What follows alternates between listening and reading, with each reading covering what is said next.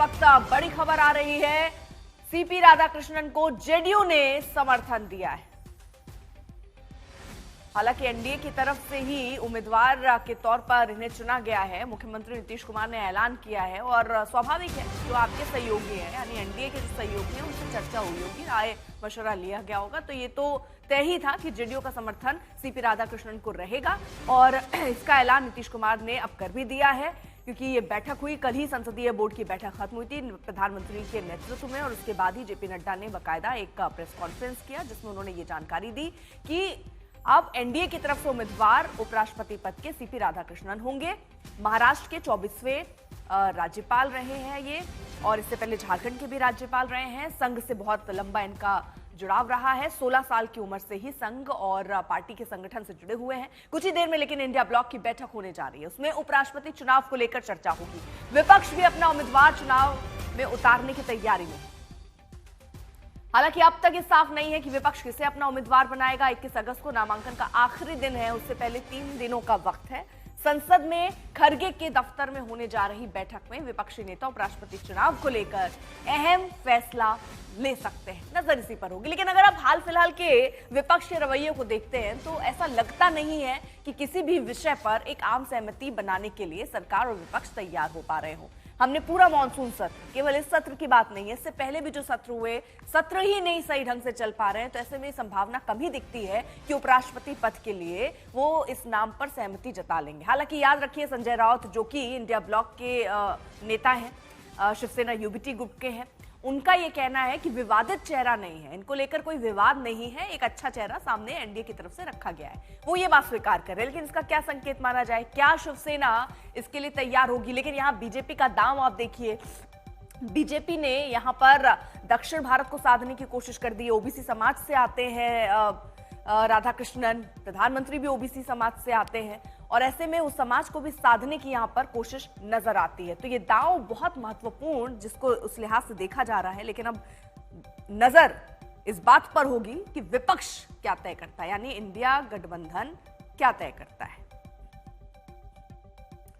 अब आप इसको इस तरह से भी समझिए कि आरएसएस की दक्षिण भारत में पुरानी चिंता रही है कि संघ की शाखाएं दक्षिण में हैं, लेकिन राजनीतिक असर सीमित रहा है। उपराष्ट्रपति पद पर दक्षिण भारतीय चेहरा देकर बीजेपी ने संघ को यह भरोसा भी दिलाया कि संगठन की विस्तार नीति को पार्टी गंभीरता से ले रही है। वहीं जातीय संतुलन का आरएसएस का दबाव भी रहा। संघ हमेशा ये चाहता है कि बीजेपी सिर्फ सवर्णों की पार्टी की छवि से बाहर निकले।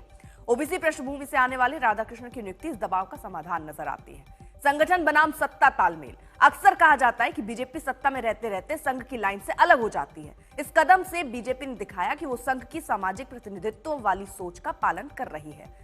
हिंदुत्व का दक्षिण विस्तार। संघ और बीजेपी दोनों के लिए दक्षिण भारत में हिंदुत्व की जड़ें मजबूत करना चुनौती है। राधाकृष्णन को ऊंचे पद पर बैठाना सांकेतिक रूप से साउथ में हिंदुत्व की मान्यता का संदेश है। भविष्य में रणनीति में भी एकता। 2026 जनगणना और 2029 लोकसभा चुनाव जैसे बड़े मोर्चे पर बीजेपी को संघ की पूर्ण मदद चाहिए। ऐसे में ये नियुक्ति संघ को हमारी पार्टी हमारी राय मान रही है वाला एक मैसेज देना भी जरूरी है। और सबसे बड़ा मैसेज जो नजर आता है वो ये, जगदीप धनखड़ के इंसिडेंट के बाद से बीजेपी ने ये स्वीकारा या अंदर अंदर खाने में ये बात चली कि जो भी पार्टी से लंबे वक्त से जुड़ा रहा हो उसी को ऐसे बड़े पदों पर बैठाया जाए। और इनका इतिहास अगर आप उठा के देखेंगे, 16 साल से ही आरएसएस और संगठन के साथ जुड़े हुए हैं, 2 बार लोकसभा के सांसद रहे हैं।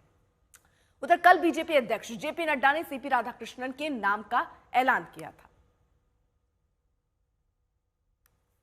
और गहन रूप से चर्चा होने के बाद आज हम यहाँ पर आपको खुशी से ये बताना चाहते हैं और ये खुशखबरी देना चाहते हैं कि संसदीय बोर्ड की बैठक में जिसका नेतृत्व हमारे प्रधानमंत्री नरेंद्र मोदी जी की उपस्थिति में हुआ, उनके नेतृत्व में ये बैठक हुई। सभी पहलुओं पर चर्चा हुई और नामों पर विस्तृत रूप से जो पार्टी में एक्सरसाइज हुई थी उन सारे एक्सरसाइज के बारे में डेलिब्रेशन हुआ, सभी के साथ चर्चा हुई, सुझाव मांगे गए और उसके बाद फिर ये तय हुआ कि हमारे उपराष्ट्रपति के प्रत्याशी के रूप में हमारे महाराष्ट्र के राज्यपाल श्री सीपी राधाकृष्णन जी, चंद्रपुरम पुन्नासामी राधाकृष्णन जी, उनको हम एनडीए का प्रत्याशी बनाएंगे और वो एनडीए के प्रत्याशी के रूप में रहेंगे।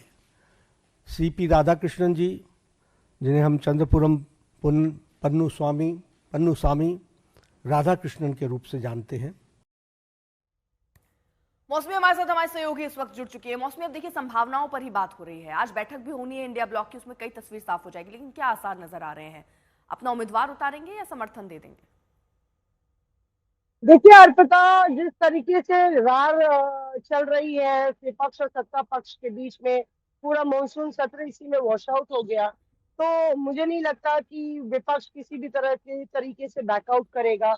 और राहुल गांधी का खासतौर से जो आरएसएस के खिलाफ स्टैंड रहा है, लगातार आरएसएस पर हमला बोलते रहे हैं, और ऐसे में कांग्रेस की तरफ से तो ये क्लियर है कि कांग्रेस अपना एक सैद्धांतिक लड़ाई के रूप में, हालांकि आंकड़े सरकार के पक्ष में है, एनडीए के पक्ष में है, सैद्धांतिक रूप से वो अपना उम्मीदवार खड़ा करेगी। आज मल्लिकार्जुन खड़गे और तमाम नेता लगभग 10:15 साढ़े 10 बजे उनकी बैठक है, तमाम विपक्षी दलों के नेताओं की, इंडिया अलायंस के, और शायद उसमें ये भी चर्चा हो कि जो बीजेपी ने, एनडीए ने उम्मीदवार दिया है वो मंजूर है, नामंजूर है, और उसकी काट में ऐसा कोई उम्मीदवार दिया जाए जो घटक दलों को भी एनडीए के ना कहने में मुश्किल हो। इस तरह की एक पॉलिटिकल फाइट हम देखेंगे।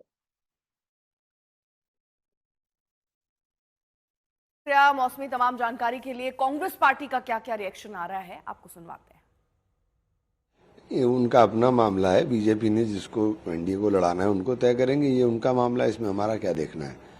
हमारी अपनी रणनीति हमारे नेता तय करेंगे, तो हम अपने तरीके से देखेंगे क्या होगा। पूरी तरह से पार्टी का निर्णय, देखिए जो भी पार्टी का फैसला होगा हम लोग तो उससे बंधे हुए हैं। ऐसे कंसेंसस तो हमेशा अच्छी बात होती, वार्ता के जरिए ही होना चाहिए। कुछ पद ऐसे होते हैं देश में, चाहे राष्ट्रपति का हो, उपराष्ट्रपति का हो, स्पीकर का हो, इस पे कंसेंसस होना बेहतर होता है। अभी हमें कोई ज़्यादा जानकारी नहीं है, लेकिन हमारा धारणा यह है कि दक्षिण भारत के लोग काबिल भी होते हैं, अच्छे भी होते हैं। सर, एक बहुत ही इम्पोर्टेंट पद है। आज मैं धनखड़ साहब का नाम कर देना चाहूँगा। वो वाइस प्रेसिडेंट हमारे रहे, आज कहाँ है उसके बारे में सरकार मौन है, क्योंकि उन्होंने स्वास्थ्य की इशू दिया था। और मैं तो पहले शुभकामनाएं देता हूँ उन्हें, कृष्णन साहब को। सीपी कृष्णन साहब हमारे यहाँ झारखंड में राज्यपाल रह चुके हैं। लेकिन एक साथ साथ मैं ये भी अपेक्षा करता हूँ कि पद की जो गरिमा है, उपराष्ट्रपति की गरिमा है, वो भारतीय जनता पार्टी के वो उपराष्ट्रपति नहीं होंगे। अगर वो निर्वाचित होते हैं तो वो भारत के राष्ट्रपति की तरह वो उपराष्ट्रपति की तरह भूमिका निभाएं। ये बहुत महत्वपूर्ण है, क्योंकि पद की गरिमा, क्योंकि वही एक लोकतांत्रिक हमारी पद्धति है, उसकी खूबसूरती है, उसे निभाएं। सीपी राधाकृष्णन जी बहुत विद्वान व्यक्ति हैं और संसदीय मर्यादाओं को समझते भी हैं, और मुझे पूरी उम्मीद है कि न केवल उपराष्ट्रपति के रूप में बल्कि राज्यसभा के सभापति के रूप में भी वो गरिमा प्रदान करेंगे। और देखिए, यदि सभी दल सपोर्ट करते हैं तो संसदीय परंपराओं में जुड़ता है, उससे सौहार्दपूर्ण वातावरण बनता है।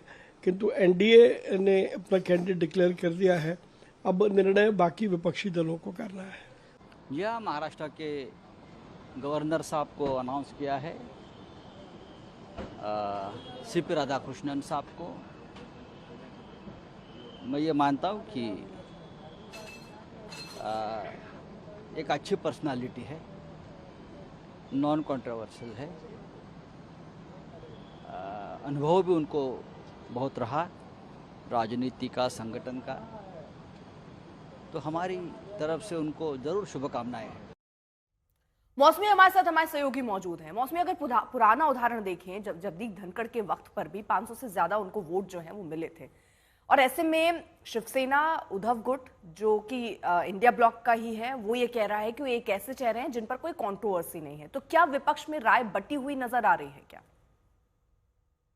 देखिए, ऐसा लगता है कि विपक्ष के बाकी जो घटक दल है, जैसे कि शिवसेना, यूबीपी, उन लोग को एनडीए की कैंडिडेट को ना कहना या विरोध करना काफी मुश्किल होगा। तो ये कांग्रेस के लिए बड़ी चुनौती होगी अर्पिता, कि वो कोई ऐसा उम्मीदवार दे, अगर उसको ये सैद्धांतिक लड़ाई लड़नी है, ऐसा उम्मीदवार दे जो इन घटक दलों को भी मंजूर हो और कहीं ना कहीं एनडीए के घटक दलों को भी वो रीच आउट करे। कुल मिला के ये लड़ाई जो है ये आंकड़ों की नहीं है, क्योंकि जीतना एनडीए के कैंडिडेट को ही है। लेकिन अगर उसमें थोड़ी सी भी टूट होती है तो कांग्रेस अपना एक पॉइंट स्कोर कर सकती है, खासतौर से एक ऐसे वातावरण में जहां लगातार वो मोदी सरकार पर निशाना साध रही है। तो ऐसे में आज चर्चा जो है काफी अहम हो जाती है। शायद कुछ नाम सामने आए जिन अच्छा, पर डीएमके का क्या माथापच्ची रुख रह सकता है मौसमी? देखिए, डीएमके का भी सैद्धांतिक रूप से डीएमके के लिए, क्योंकि वो उन्हीं के राज्य से आते हैं, ना कहना एक बड़ी मुश्किल की कौड़ी होगी, क्योंकि उनके राज्य से वो आते हैं। लगातार दक्षिण और उत्तर की लड़ाई के बारे में डीएमके कहती आई है कि वो सही प्रतिनिधित्व नहीं होता है, और ऐसे में बीजेपी ने एक अच्छा पिक किया है जो कि ना सिर्फ उसके घटक दलों को मंजूर हो, लेकिन विपक्ष में भी एक तरीके से सेंधमारी कर सके। जैसा कि संजय राउत कह रहे थे, नॉन कंट्रोवर्शियल चेहरा है। कोई और आरएसएस का चेहरा होता जो विवादों में घिरा होता तो शायद इस तरह की का समर्थन विपक्ष से नहीं मिलता। तो ऐसे में पुराने नेता रहे हैं, परिपक्व नेता है, एक उनका कद काठ है और राधाकृष्णन जी का, तो ऐसे में उनको ना कहना विपक्ष को भी मुश्किल पड़ रहा है। चलिए, बहुत बहुत शुक्रिया मौसमी तमाम जानकारी के लिए।